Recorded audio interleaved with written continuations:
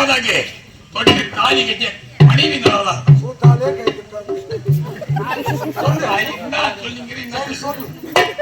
இரண்டாவதாக நாம் தொட்டு தாலி கட்டிய மனைவி நல்லவளா இருக்கணும்.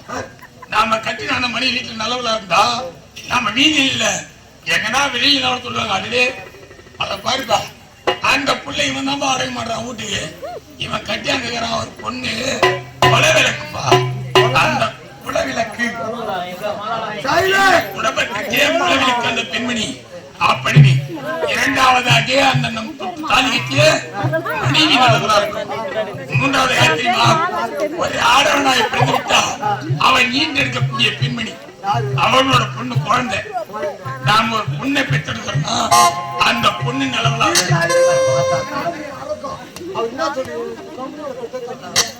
அந்த பெண்மணி நிலவலா ஏன் தெரியுமா, நம்ம தவறியா செஞ்சாலும் சரி நம்ம பெற்றெடுத்த பொண்ணு நிலவலா இருந்தா அவன் வீடு விளையாட போய் சொல்லுவாங்க, ஐயோ அவன் தான் அநியாயம் பண்றான், வாய்ச்சத்தை பூச்சி பாய்ந்த புள்ள, அவனுக்கு பிறந்த புண்ணியவதி பயன் சொல்லுவாங்க. ஆனால் இவர்கள் மூவரில் யாராகிலும் ஒரே ஒருத்தர் இவளவே தாசியா இருந்தா நம்ம குடும்பமே நல்லவளா அந்த அவசியம் தான். ஒருத்தி தாசியா போனா போதும். அந்த குடும்பம் வீட்டுல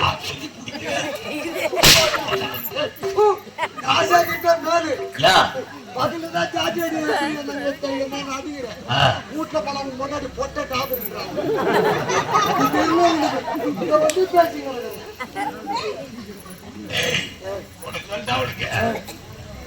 மாபெரும் மலையை கூட ஒரு ஆடவர் கையை கத்தால் தாக்கிடுவான். என்னது மாபெரும் மலை, அந்த மலையை கூட ஒரு ஆம்பளை தனியா தூக்கி போட்டுறணுமா. ஆனா தொட்டு தாலி கட்டிய பொண்டாட்டி முன்னாடி மலையை தூக்குற ஆம்பளை கூட சின்ன எலிதான்டா. பொண்டாட்டி ஒண்ணுமே இல்ல, தாலி கட்டின ஒரு வாரம் தான் மாமா வான்னு வா. ஏன்னா ஒரு வாரம் காலியா இருக்கணும். ரெண்டாவது வாரம் எங்க வா, மூணாவது வாரம் டேய் சாப்பிடு வரி என்ன தாலி கட்டின உடனே ஆலமடி ரோடுக்கா போக கூடாது. மாமா டீ சாப்பிடு, பால் குடி, புதுசா வந்த கல்யாணம் பொண்ணு ஒரு வாரத்துல 2 வாரம் ஆச்சா ஆலமடி ரோடுக்கா போக கூடாது. ஒரு வருஷம் கோயில வந்துச்சு, கோயில சாப்பிட்டு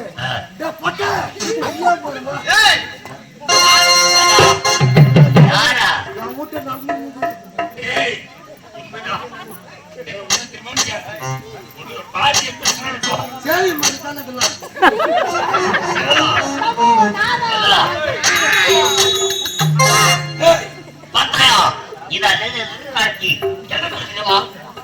நாட்டு கேட்டாலும் இவள் இந்த நாட்டில் தூக்குறாது. இவளை யோசனை தெரியுமா, பாபுக்கு வேற சரணம்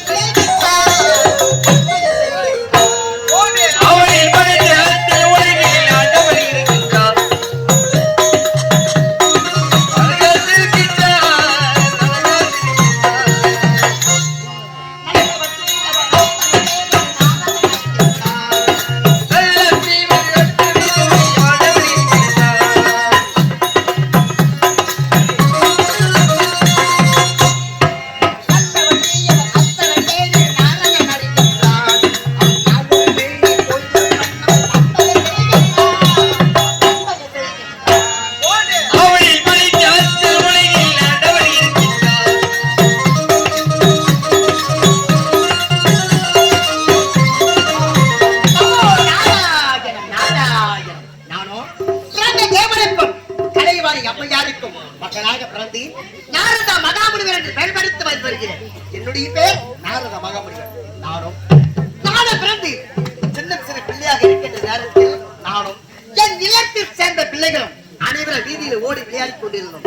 வீதியில் விளையாடுகின்ற நேரத்தில் மண்ணை எல்லை பூசிக்கொண்டு மண்ணை எல்லாம் வேறு எல்லாம் தூழிக் கொண்டு விளையாடி கொண்டிருந்தோம். அப்படி விளையாடுகின்ற நேரத்தில் உடலெல்லாம் மண்ணாகிவிட்டது. வீதியில் விளையாடுகின்ற நேரத்தில் உடலெல்லாம் மண்ணாகிவிட்டது. இப்படி இல்லத்திற்கு சென்றால் தாய் தந்தை பேசுவார்கள் சொல்லிவிட்டு அதோ தெரியும் கஜா நதிக்கு சென்று தலைமுடி விட்டு வருகிறேன். கஜா நதிக்கு சென்று தலைமுடிக்கு பிறகு என்னுடைய இல்லத்திற்கு சென்றதும் என் தந்தை பிரபஞ்சன் பார்த்தான். என்றும் இல்லாம எங்கள் உடலெல்லாம் ஈரமாக இருக்கின்றது. என்ன காரணம் என்று கேட்டார். நாளை நம் இல்லத்தில் சேர்ந்த பிள்ளைகளும் அனைவரும் வீதியில் விளையாடுகின்ற நேரத்தில் உடலெல்லாம் மண்ணாகி விட்டது. இப்படியே இல்லத்திற்கு சென்றால் தாய் தந்தை நீங்கள் அதோ தெரியும் கஜா நதிக்கு சென்று பல மொழி விட்டு வந்துவிட்ட தந்தை என்று கூறினேன். நீ கேட்டதும் என் தந்தை பிரபதேவனுக்கு கோபம் வந்தது. கஜா நதி என்றால் என்ன? தாய் தந்தை அகற்றவர்கள் தான் கஜா நதி தாய் தந்தை நாங்கள் இருக்கின்ற நேரத்தில் நீயோ கஜா நதிக்கு சென்று தலைமுறை நீ எப்பொழுது கஜா நதியில் தலைமுறையினாயோ நீ எனக்கு பிள்ளையும் கிடையாது, நாங்கள் உனக்கு தாய் தந்தையும் கிடையாது. நீ 3 நாட்கள் சாபத்தை கொடுத்தார். என்னடா இது தெரியாத செயலுக்காக 3 நாட்களை இறக்க வேண்டும் என்று சாபத்தை கொடுத்து விட்டார் என்று அதையும் கண்ணீரோடு என்னுடைய தாத்தா பார்க்கடையில் பள்ளிப்படை சிவன் நாராயணன் எதிரி நாரதா அதையும் கண்ணீரோடு வருகின்ற காரணம் என்று கேட்கிறேன். என் இல்லத்தில் நடந்த அனைத்து விஷயத்தை தாத்தா இடத்தில் கூறினேன். இதை கேட்டதும் அவருக்கு பார்ப்பதற்கு சாபத்தை கொடுத்தார். நாரதா கஜா நதிக்கு சென்று தலைமுறையை காரணத்தால் 2 நாட்கள் இறக்க வேண்டும் என்று சாபத்தை கொடுத்தார். மீண்டும் நான் வீதி வழியாக செல்கின்ற நேரத்தில் பாமர மக்களுக்கு படியாளருக்கு தொழில் செய்யக்கூடிய கர்த்தா சிவபெருமான் எதிர்கொண்டார். நாரதா அதில் கண்ணீரோடு வருகின்ற காரணம் என்று கேட்கிறேன். என் இல்லத்தில் நடந்த அனைத்து விஷயத்திலும் சிவபெருமான் இடத்தில் இதை கேட்டதும் அவருக்கு கோபம் வந்தது. நாரதா கஜா நதிக்கு சென்று தலைமுறையை காரணத்தால் கஜா நதிக்கு சென்று தலைமுறையை காரணத்தால் நீ என்றே இறக்க வேண்டும் என்று சாபத்தை கொடுத்து என் தந்தை கொடுத்ததோ 3 நாட்கள் இறக்க வேண்டும் என்ற சாபம். அந்த அரிபரமன் கொடுத்ததோ 2 நாட்கள் இறக்க வேண்டும் என்று சாபத்தை கொடுத்தார். சிவபெருமானோ என்றே இறக்க வேண்டும் என்று சாபத்தை கொடுத்து விட்டார்கள். அதிகம் கண்ணீரோடு செல்கிறேன்.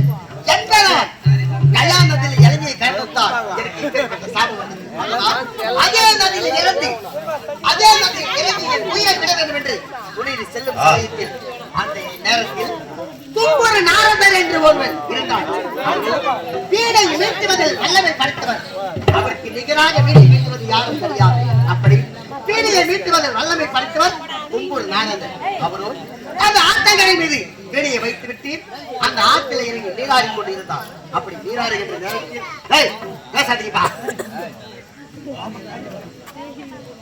அந்த வீடையை வைத்துவிட்டு நீராடுகின்ற நேரத்தில் நான் என்ன செய்தேன்?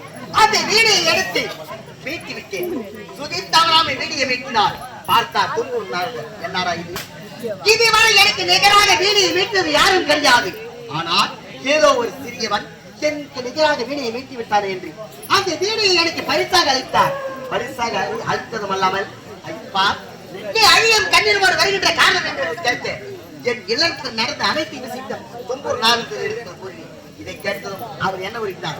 நாரதா நாராயணம் என்று சொல்லக்கூடிய அழகு மந்திரத்தை உச்சரித்தால் உனக்கு மரணமே கிடையாது என்றார். இன்று வரை அல்லும் பகலும் 60 நாளைக்கும் நாராயணா நாராயணா என்று அந்த பாக்கடையில் வாசல் பெயர் உச்சரித்துக் கொண்டிருக்கின்றேன். அதே சமயம் என்னுடைய தாத்தா சிவ நாராயணன் கூறினார். நாரதா உன்னுடைய பெரிய தந்தை இருக்கின்றார் தக்கன். தக்கனுக்கு பிறந்த பிள்ளைகளோ 2000 பிள்ளைகள். தக்கன் வாங்கிய வரமோ 2000 பிள்ளைகளை என்னை போலவே இருக்க வேண்டும் என்று வார்த்தை பெற்று விட்டார். தக்கன் ஒருவன் இருப்பது இந்த நாட்டு மக்களுக்கான இந்த 2000 பிள்ளைகள் வளர்ந்த ஆளனால் இந்த நாடே மண்மராது. அதனால் அந்த 2000 பிள்ளைகளை ஒன்று சேர்த்து தவறான மந்திரத்தை உச்சரித்தால் 2000 பிள்ளைகள் மாற்றி வருகிறார்கள் என்று கூறினார். இதை கேட்டதும் என்னுடைய தாத்தா வரச சிறப்பு மேல் ஏற்றிக் கொண்டு தக்கனுக்கு பிறந்த பிள்ளை 2000 பிள்ளைகள் ஒன்று சேர்த்தேன். தவறான மந்திரத்தை உச்சரித்தேன். 2000 பிள்ளைகளும் மாண்டு மடிந்து விட்டார்கள். இதை பார்த்த தக்கன் நாடோடி நாயி சிறியவன் சிறிய கலகம் செய்து இந்த 2000 பிள்ளைகளை மாண்டு மடிந்து விட்டார்கள். இதே போல் சிறிய கலகம் ஒரு நாளைக்கு ஒரு கலகம் செய்ய விட்டான். உன்னுடைய சிரமமாகப்பட்டது 1000 துக்களாக வெடித்துவிடும் என்று கொடுத்தான் சாபம். அன்று தக்கன் கொடுத்த சாபம் தான் இன்றைய தலைக்கு மேல் காத்துக் கொண்டிருக்கிறது. நானும் ஒரு நாளைக்கு ஒரு கலகம் செய்ய வேண்டாம். என்னுடைய சிரமமாகப்பட்டது 1000 துக்களாக வெடித்துவிடும். என்ன செய்வது? இவ்வளவு நாட்களாக எனக்கு கலகம் சுலபமாக கிடைத்தது. ஆனால் வர வர கலகமும் கிடைக்கவில்லை. ரொம்ப கடினமாகிவிட்டது. காரணம் என்னவென்றால் இவ்வளவு நாட்களாக நான் ஒருவனே கலகத்தை செய்திருந்தேன். அதனால் எனக்கு கலகம் சுலபமாக கிடைத்தது. ஆனால் இப்பொழுது இந்த வீதியில் உள்ளவர்கள் அனைவரும் கலகத்தை செய்வதால் எனக்கு கலகம் ரொம்ப கடினமாகிவிட்டது. இருந்தாலும் என்னுடைய தாத்தா இருக்கின்றார். பார்க்கடலில் பள்ளி கொண்ட ஸ்ரீமன் நாராயணன். அவரை வணங்கினால் கலகத்தில் கிடைக்கும். ஹரிஓம் நமோ நாராயணாய நமக. ஹரிஓம் நமோ நாராயணாய நமக. ஹரிஓம் நமோ நாராயணாய நமக. ஹரிஓம் நமோ நாராயணாய நமக. சபாஷ்! சரியான கலகம் அல்லவா கிடைத்திருக்கின்றது. இன்று தினம் கலகத்தை தொடங்க வேண்டும் என்றால் இப்பொழுது நான் செல்ல வேண்டும் பல்வசூதப்பட்டணம். பல்வசூதப்பட்டணம் ஆண்டு வரை கொடுக்கிறேன் யமதர்மன். உயிர்கள் பிடிப்பது யமதர்மன். அங்கே சென்றால்தான் எனக்கு கலகத்தின் வழி கிடைக்கும். செல்கின்றேன் பல்வசூதப்பட்டணம்.